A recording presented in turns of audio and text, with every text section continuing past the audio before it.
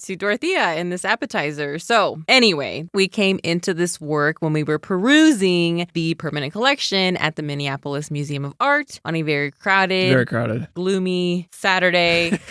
We were there to see the supernatural exhibition in which there was a Dorothea Tanning painting. We didn't go there for the Dorothea Tanning painting. We didn't travel all the way to Minneapolis to see Dorothea Tanning. But the painting was called Guardian Angels from 1946. It was an interesting piece. Mm-hmm. It was kind of like a horror movie. But everything's been kind of covered in a cloth. You know what I mean? Those like storage cloths. Mm-hmm. It was definitely not the star of the show by any means. But we were like, this is a little different than what we were expecting. This is not the Dorothea Tanning we know. No, it gave us some paws. Some paws. I don't know why I said it like that. Some furry paws. Gave us paws. 2 little furry paws. They're roughly the size of our own arms. Stick up. Catch the paws. Yeah. We're cat girls listeners if you wanted to. Basically, just a little different from the Dorothea Tanning we know. It looks like chicken wings covered in iridescent batter. It's very interesting. Worth a look. Worth a looka. But then we were just looking at the permanent collection and we were in search mode because, again, it was super crowded. And we were trying to make a beeline for a Leonora Carrington piece that they have. If you're curious, that piece is called Dear Diary. Never Since We Left Prague from 1955. We loved it. But then we ran into this work that just completely took us by surprise. It was just beaming with this yellow glow and shifting color and abstract brush marks. With a lot of hidden surprises. Mucho hidden sorpresas. A lot. And I think y'all know where we're going with this. We were like, damn, that is Dorothea Tanning. Damn. Again. A damn. Different tanning. How, Stephanie? They're so That's different. Like 3 different tannings. Yes. That work was called Tempest in Yellow. But we're not talking about that one. Instead, we're talking about our absolute favorite from that same series called Half Past Noon from 1956, Oil on Canvas. Dorothea Tanning is a wonderful, prolific writer, but patrons, she does not explain her paintings at all. As is the surrealist way. Nada. Yeah. Nunca. Why would you explain your dreams? We are the shrinks listening to collecting the dreams that you have into piles. What is this? So that we can decipher them into this is why it should be a video show. So that we can decipher them into the whole. We're not just looking at a dream dictionary, Stephanie. We're looking at the whole. Yeah. I forgot where we were. Go ahead. It's okay. I'm sorry. So we don't really know what's going on within the content of said paintings. Like we alluded to, the Dorothea Tanning paintings we knew were surreal, figurative, illustrative paintings that were set in dark psychological spaces. On the surface, these are totally different, but they're also actually not that different. Dorothea is hard to decipher, but she gives us a little bone, a little something to chew on. Quote, my canvases literally splintered. They were prismatic surfaces where I veiled, suggested, and floated my persistent icons in another of the 1,000 ways of saying the same things, end quote. They don't come out of nowhere. You can see all these little moments in her earlier work, like diffused light, fracturing. And like mystery. Exactly. Even after this period of her work ends, she continues with this kind of shattered stained glass look, which eventually turn into these lumpy organic forms. Then they step on out, Stephanie, of the primordial turpentine oil paint ooze and become her 3D soft sculptures of the 1970s. Which is great. We love to see that art lineage, right? Gotta trace that etiology, see how it all evolved. Okay, since we are just plunking you into Dorothea's world, we're gonna catch you up, but also try not to give away all of the details. But to get to this point in 1955, we first have to go back to the 1940s.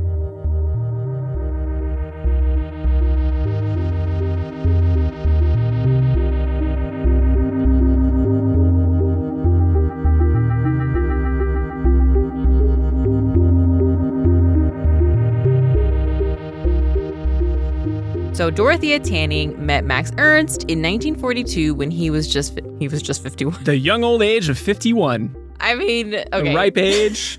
Yeah, he was 51, and Dorothea was 32. That's 19 years, if you were counting. Dorothea and Max fell deeply in love very quickly. Or maybe Max really liked her, but also just really needed to get out of his current living situation, just saying winky face. And he gambled and it paid off. Okay, so yes. They were both, I believe, still married. At least Max was. Yeah. And Dorothea would be his final wife. I think she's maybe number 5. I don't know. But by all accounts, they had a really loving and lasting relationship. And as a new loving couple, they began to seek a different pace of life, more space, less noise, more time for each other, and more time to make work. So the very next year, 1943, we see a familiar shift in the horizon of Dorothea's work, literally. That familiar afterglow that we visited in Agnes Pelton's paintings. Hey, you're ruining the surprise. Okay. Shh. Sky. Yes, the desert sky, which just so happens to coincide with Dorothea and Max's first westward getaway to Sedona, Arizona, which is known for its high desert climate, its unusual landscapes featuring red rock buttes, canyons, pine forests. The 7 energy vortexes, Stephanie. Sedona, Arizona. Come for the 7 energy vortexes. Stay for the 7 energy vortexes. Okay. Are those the trees? There are a lot of different places. Oh. Throughout the city. You got to find them. That sounds it's like, what is that game? No, fake. Yes, fake. No fake. What is that? No fake? No. Ugh, whatever. It's fake. Speaking of not fake, Max was earnestly blown away for the first time he went there because of how much it resembled the strange landscapes that had been showing up in his paintings for years. Like the entire city. I even see some Sedona vibs in Eye of Silence, right? Yeah, they're actually, great works. Max is a pretty badass painter. He is. I feel like his bad boy reputation precedes him. Anyway, as you can imagine, listeners, 1940 Sedona wasn't at all like the Sedona we know today. There were basically only about 500 inhabitants, 500 citizens, okay? A few less crystal stores there at that time. Basically, it was only popular for film studios who needed a rockier terrain for those westerns and maybe some crystals, okay? So each year they would spend their summers in Sedona in like a little budget resort there. And eventually there was this whole surrealist competition with a big cash prize. We should cover this on Patreon. Yeah. We could like let them decide. We could let them vote. Yes, patrons, you want to vote? That'd be so. Anyway, okay. Winky face.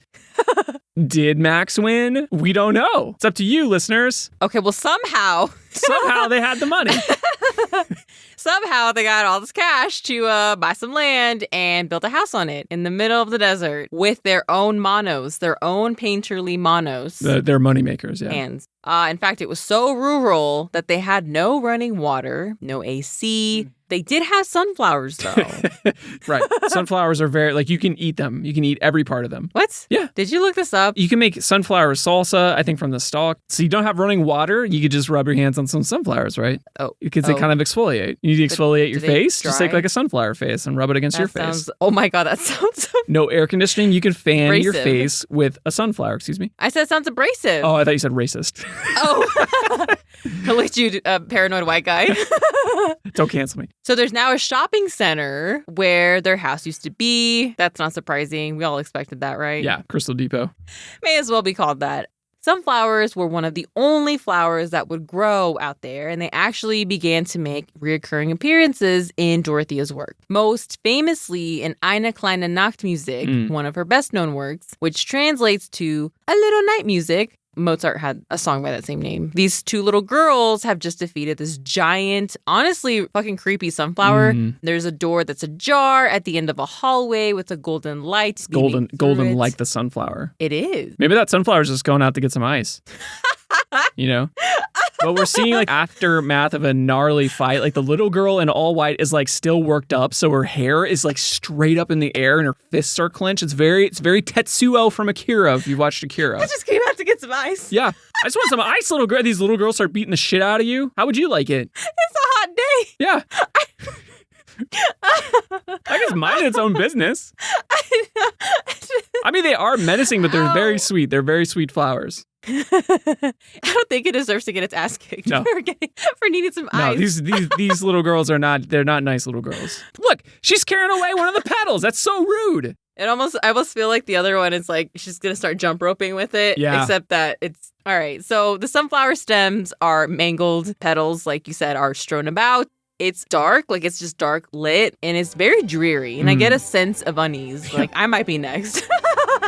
Like when there's something terrible that is happening in a movie and then like a classical song comes on, like something's gonna go down. It's or like it's hitting that crescendo and they're pulling out the leaves. You can hear the snapping. Yeah. Oh God. Yeah. Oh, I feel bad for them. Okay, so anywho, this Ina Clarkenbach music is from 1943. Just 5 years later, we see sunflowers appearing in a painting called On Time Off Time. Okay. But this time it's in the midst of a wooden house frame that is in the middle of nowhere. Like Sedona, Arizona.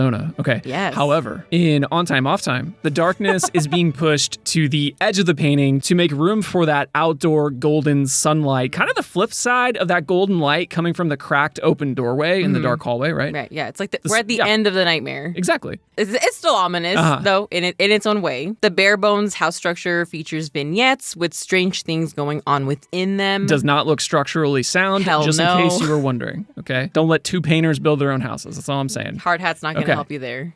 So a friendly sunflower head, maybe this is the ghost of the sunflower before, is detached from the stem and it's floating face up from the ground towards the sun. Kind of like it's floating like a UFO, if you can imagine it's that. Hovering. Like it's hovering, exactly. Yeah, and it's spinning around. Ooh, I like that. Yeah, I like that. So there is a cloud of smoke with an eye that is also spinning. There's like a weird little body. It's like a dog eye. It's not like a human eye. It's not a dog eye. Oh, it's like It's very round. It's like the eye of the storm sort of thing. I don't know. Maybe. It's an eye. Okay, so anyway, there's a little weird body next to it. There's some flames meeting the smoke. Okay. On the right, there is a painting within a painting, very meta, of a blindfolded woman blowing like hot air balloon shaped bubbles. So off time is written above that little composition, and then on time is written below. The girl with her hair floating like Tetsuo from Akira, once again, I think is actually in the corner in the darkness here. It kind of looks like it, or like a sculpture of her. It has that kind of... She's fixing to kick this one's ass. Sure. I think so. This is still a very surrealist quote work, right? Surrealism was never supposed to be so narrow, but it did become that way. Yeah, you have to be like this surreal to be a surrealist, at least in the ordained sense. There was a much broader range of surrealism outside what is known in Western art history. I also think artists like Elsie and Varro are great examples of surrealists who don't really fit the rigid definition. But also, if you want to stay within parameters, sometimes you just run out of things to explore. And you can see Dorothea really struggling to find her place within this crowded genre. Yeah, she is really trying to push the borders, but she's also pretty hesitant at the same time. But that's all about to change a little bit. It's actually really interesting to see the same changes in Dorothea's work that we saw in Agnes Pelton's work a handful of releases ago. Agnes's work also shifted when she uprooted her city life and planted herself in the California desert sun, painting these just mesmerizing, occultic, incandescent landscapes. Dorothea's surrealist works would take on some of the same glowing, atmospheric, slow light that she started to refer to as phosphorus. With some major differences, right? Agnes is slow and meditative, like we said, and very aware of how color and shapes move within a composition. And Dorothea's work, it's like angsty, surrealist worlds that aren't concerned that they are within a painting. First, this light shows up how you'd expect it, right? In desert afterglows or hazy sunny skies, then in those sunflowers. And for those of you who have spent any time observing sunflowers, you know just how alive they seem. They're like divining rods for the sun. In Spanish, the term is girasol, and in other languages, they also translate similarly to flowers that turn towards the sun. Yeah. They're active, and their little heads, or big heads, move throughout the day to follow el sol, the sun. The petals are also very thin, like fabric. The sunlight glows through them like a veil, the way they refract light, almost looking like the subsurface scattering of marble. The petals just always seem to catch the light in interesting prismatic ways. And eventually, all this light that she was observing, this crystallized glow, shows up as organic colors, still angsty, like angsty tangles of like stained glass windows, pockets of darkness, glowing refracted light, hazy clouds, a mixing of tangible and intangible forms. Right. Far from the illustrative surrealist worlds, these were painterly messes, and she actually wouldn't paint these works in Sedona. It took a decade and a couple of moves. Some McCarthyism. Yes, before it finally revealed itself on her canvas.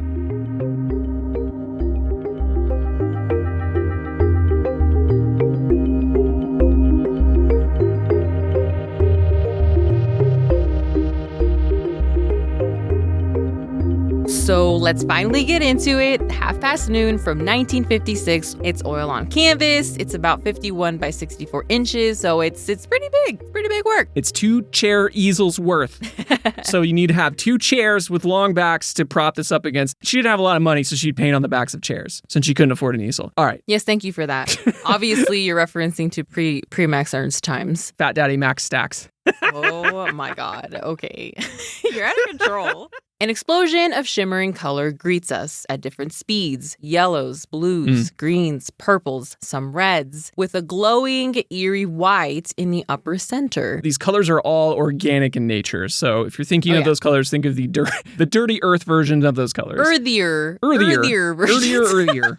And at first, you might think that this is just an abstract painting because it looks as though we are looking at wrinkled, transparent fabric just caught in the wind, but you quickly realize that there are forms that are also solid-ish. Or we are looking through a flat, multifaceted crystal lens we bought at one of the many crystal stores in Sedona, Arizona, where there are also the 7 energy vortexes. Okay, sure. Her past work is dim and drab by comparison. So this is fully charged. It feels like it's charged by the sun, by the soul. Yeah, exactly. This piece feels like it's actively holding energy, like almost like it's having a hard time containing it.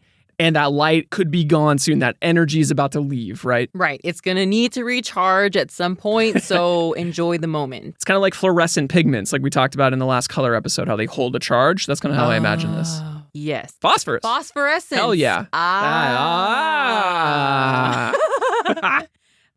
So right below the blown out white center is a cluster of more opaque shapes that ever so slowly reveal a child's face. A child gazing off into the middle distance. Okay. Maybe they're slumped down. Like, you know, when you tell them that it's time to go and they fall down to the ground. They go, like, they go limp in protest. Yeah. Yes. Like our cats. They ragdoll it. Exactly. Yeah. Our cats don't ragdoll it. They book it. Yeah.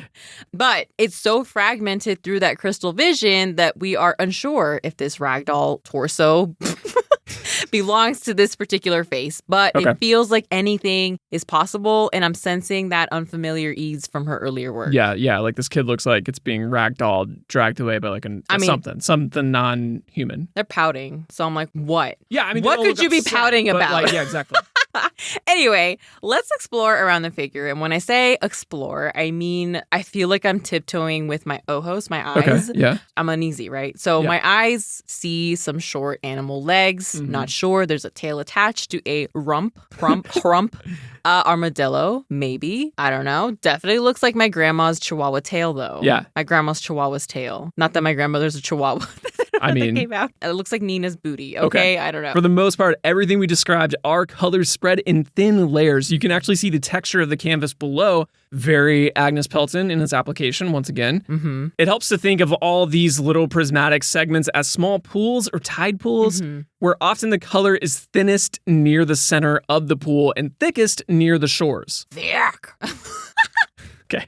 Everything in this portion has a haze of desaturated chartreuse or muddy orange, muddy ochre, and often these deep earth blood colors near the shorelines.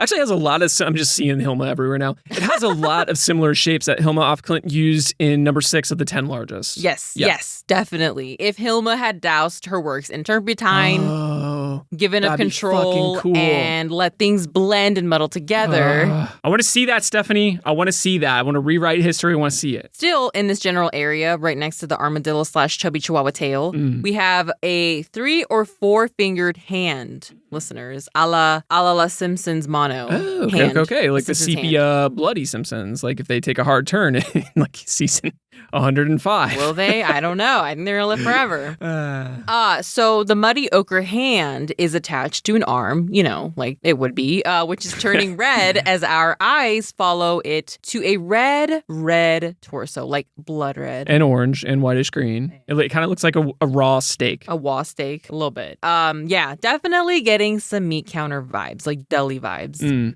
And then we notice a light-colored V shape that is actually, it's a contorted neck. Yes. Yeah, the neck is coming out of like a V-neck, I would say. Yeah. Yes, there's a head and face attached. It's barely visible. Yeah. So, wait. What's this, Russell? Russell, do you see this airborne cheeseburger? I don't. Look at it. All right, yeah. Like hamburguesa I see right it. there. So that figure was bending back to get a bite of that scrumptious boiga. Yeah, I don't know if In-N-Out boiga. The burger ain't done. It's very red. I'm just saying, it's bloody. For sure, though. It is defo disappearing into what looks like a mouth-shaped void.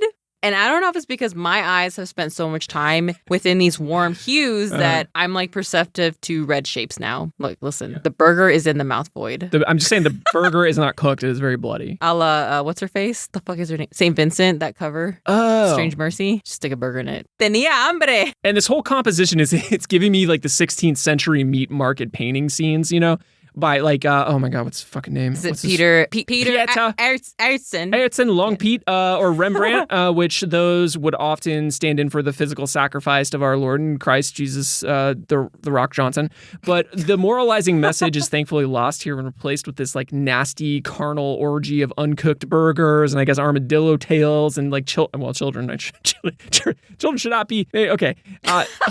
Also, it really honestly reminds me of the corner store below my apartment when I lived in China. Okay. Because they would just have the fresh meat out and it would be bloody. There'd be blood everywhere. Okay, yeah. They'd wipe it up, right? But you'd see like the bloody rags there. But it was super freshly cut, so it wasn't like refrigerated because I guess you don't really need to do that. But yeah, I'd have to like reach over it because it's such a small market to grab my soju that I loved to drink at the end of the night. Okay. So reaching over like entrails, yeah. Okay, all right. Enough with the anuses and the bloody and the... The anuses wasn't recorded, but I'm going to leave you saying enough of the anuses. Enough of the anuses.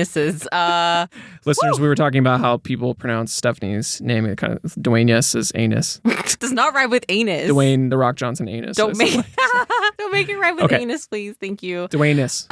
Okay. All right. I need to zoom out. I need to get some fresh air. Okay. And we can do that. We can do that because Dorothea allows the work to breathe by making some of the fragments broader and more of a single color. So our ojos, thank you, Dorothea. Gracias. Muchas gracias. Thank you. And as my eyes scan the composition again, I notice there's like a little sink at the bottom. You can wash your hands off of that. And that is right below the ragdoll torso we saw earlier. Yep.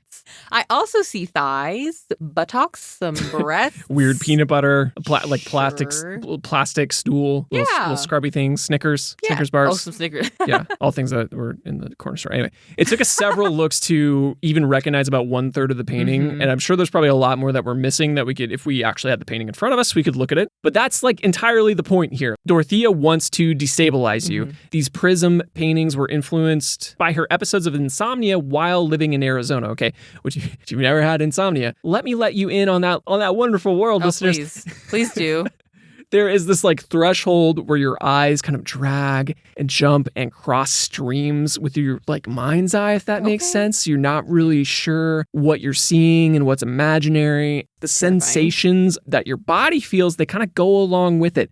So you can't really trust your body's solid state anymore. If you get up and walk into a different room while you're suffering from insomnia, a part of you might still feel like it's in that other room. Okay. So mixing that with the blinding sun and heat of the Arizona summers, like, fuck, like you're basically having an acid trip at that point. It also feels like they could be existing in a parallel space with this veil between reality and fiction where we no longer had the literal doors like in Eine Kleine Nacht music. We're now peeking into doorways of shards of quartz crystals abstracting the recognizable behind them. So Dorothea is giving us multiple moments from different times and places all at once, but it takes us some time to digest. Quote, revealment was something for the viewer's participation. I wanted to make a picture that you didn't see all at once. All of my pictures of this period I felt you should discover slowly, and that they would almost be kaleidoscopes that would shimmer and that you would discover something new every time you looked at it, end quote. It might seem like these works are a total 180 from her earlier figurative/surrealist works, but that language is floating around in this fish tank of light and color, which, by the way, I think we're also seeing little bits of Turner here. Maybe a little bit of Monet. She wasn't traditionally taught, so she was actually teaching herself while living in Chicago by visiting the museum every day. So at first this looks abstract, and then it starts to look more like the surrealist automatism than the hyper-realistic dreamscapes that she was depicting just like a decade earlier. Right. The figures that she was known to paint, from the angsty ones in Victorian petticoats to ones in various states of undress or nude, are engaged in everything from angsty wallpaper tearing, dancing with life-size dogs or placed in uncomfortable situations confront us with some Freudian psychosexual trauma. All of it is still in these works. But to me, these are more dreamlike. Like, are we inside? Are we outside? Are we in the present? Or are we in the past? Or is it all at once? I didn't even think about that. Woo, spooksies.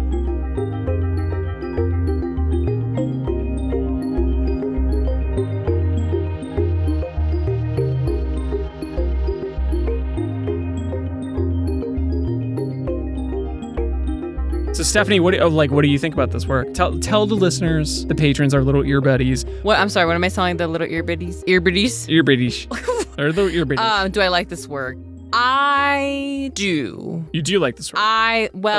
Like, overall, yes, I do. But the longer I spend time with it, the more I'm like, this doesn't feel as, like, chill as I want it to feel. I know. It's like the more you look at it, the less it, I don't know. Sometimes when you look at a work more and more, you're like, oh, new, interesting thing. But yeah, no, I kind of get that too. It's like here, you start to it kind of unravels just a little bit. These works. Like, actually, speaking of Turner and Monet, I feel like I want to get what I get from them. From her. Right. Like, because I'm just hit with like emotion and color when I look at their works. Right. But it continues. And the more I look at it, the more I'm like, yeah, I discover more things like she wants us to discover in her works. But as I zoom out, it's like a whole new experience. But with Dorothea, the more time I spent with it, it's like, oh my God, she thought about this so much. Sometimes it does not help you to be overly planned. Sometimes you just have to go with that feeling. And that feeling is hard to recreate all the time. That's one of the hardest parts about being an artist, is trying to constantly find that feeling. I think that's why, like, sometimes artists, after a while, after they become successful, they can start to feel like really, what's the word I'm looking for? You're onto something. It can start to feel like a product, almost. Like, I'm good at this. This is what I'm known for. I got to keep making it. Yeah, there's that pressure to keep making it, and there's that pressure to keep reinventing the same thing.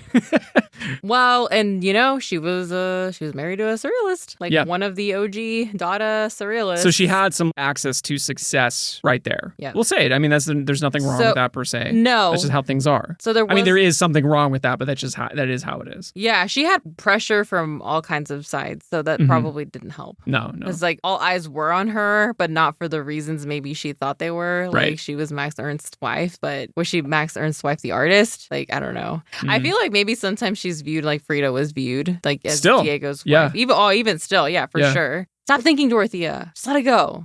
But some people are like that. Some people are very analytical thinkers. She's a really wonderful writer. She reads a lot. She's super intelligent. So well read. She's very intelligent. Like book intelligent is what I mean. She's a bookworm. She's a bookworm.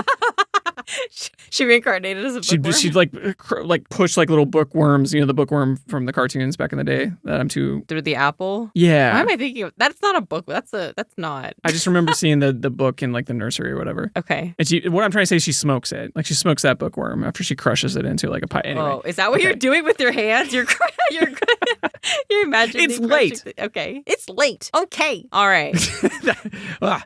Anyway, you can't always make the same work, but you also can't always get rid of the traces of your old work that brought you there either, right? I think it was bold of her to try this work out, even if she didn't stick with it for, the rest of her life. And then, even a couple dozen years later, she gets into that 3D work, which was also very bold of her. Yes.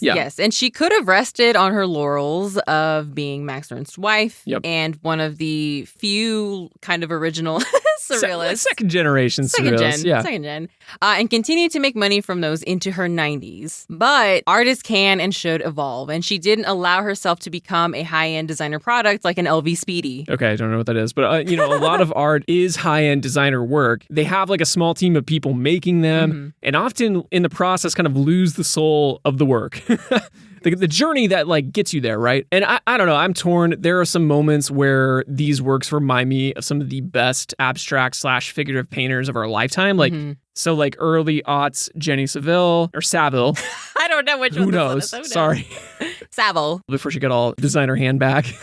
There are moments of hidden figuration that legit look like Cecily Brown. They even kind of look a little sexual at times. Yeah. Just straight up like masters of kaleidoscope shattering paint. Yeah. But then she pulls away from that excess of paint, the materiality of paint deep end, right? She doesn't want to get into the deep end of the pool, which, yeah, like if that's not you, don't do it. Right. But I kind of want her to. Right. And I will say, I still feel her past way of painting in these. Like in Half Past Noon, there's not a moment that doesn't feel planned out. There's nothing improvisation. Right. And that's kind of like where I want her to go into the deep end, right? Because there aren't any little fuck ups. Like this was planned. As much as like I think she wouldn't admit to it being planned. Right. Like, okay, think about music. So sometimes like the amp feedback makes something sound real. And this to me feels a little bit processed. Like there's not fuck ups. There's just not. Right. Like with Hilma, she had those little moments that were raw, which makes it feel real. Like this is still very controlled and she is still illustrating, even if it's looser, if that makes sense. Yeah. And that's a great example with Hilma because she was also very controlled and very illustrative. We call them like allegorical diagrams, right? But she's still allowing some mistakes. She's still allowing some rawness with the paint. Yeah. However, the illustrating is still one of the strengths of these. So I do like that she can dip in and out of abstraction and illustrative looking moments. Everything is always roughly the same size compositionally. Yes. So that keeps it in this zone that feels careful and planned. Which is something we'll save it for the full episode, but it's something we've realized happens in a lot of her work. So I totally agree with you. I wish she would have broken from that entirely at times. And then came back to her illustrative strengths because those illustrative strengths are strengths. Right. My favorite works are usually an eclipse of obsession with whatever the artist is exploring and then pushing the material that the artist is using. And she is just getting close enough to that canyon edge, but not putting her toes on the edge. And that's maybe a bad example. Maybe we should have gone with the like deep end again because art is, art's not an actual canyon, but you can treat it like it is. It's a weird way to end, but you know what I'm saying. Well, no. Actually, a friend of mine said that they like to keep a picture of the Grand Canyon around because they need that reminder that great things take time. That's interesting. I love that. Yeah. Like, look at this beauty, massive. I mean, I've seen it. I don't know if you've seen it, Russell. But it's just like, it's breathtaking. And it's like, that's like millions of years in the making. So some things just take time. Yep. Big toe over the edge. It's okay. Just take your just wiggle your toe over the edge and then come back. Yeah, to be safe. Don't do that, actually. No, actually, stay far away from the edge, please. Well, not far away. Keep a safe distance. Don't do the dumb thing where you like jump. Don't do it. Those canyon bears will get you. They hop out like sharks. No. There's no bears. There's canyon bears. There are no canyon bears. Canyon bears. You know I'm gullible. You're telling me there's no canyons or there's no bears in canyons? Kidding me? No, anyway. That's all we have for you today, listeners. Like, thank you again for being a patron. Yes, thank you. I know this sounds very canned. Nope. No, it's not. We really couldn't do this without y'all. Yeah, we super appreciate each and every one of you. We had a rough month for a lot of reasons. Thank you for being here. Thank you for being a part of Art Slice. Right. Yes. Your slice of the slice. Slice of life. Slice of the slice. Hope you enjoyed this appetizer. Not on the menu, secret menu. Okay. This is bad. This is so bad. Yeah. Sorry. Hasta luego. Bye. Muchas gracias. See you next time. Hasta luego. Hasta la próxima vez. On us. All right. For us. We gotta get out of here. Okay. We're so bad.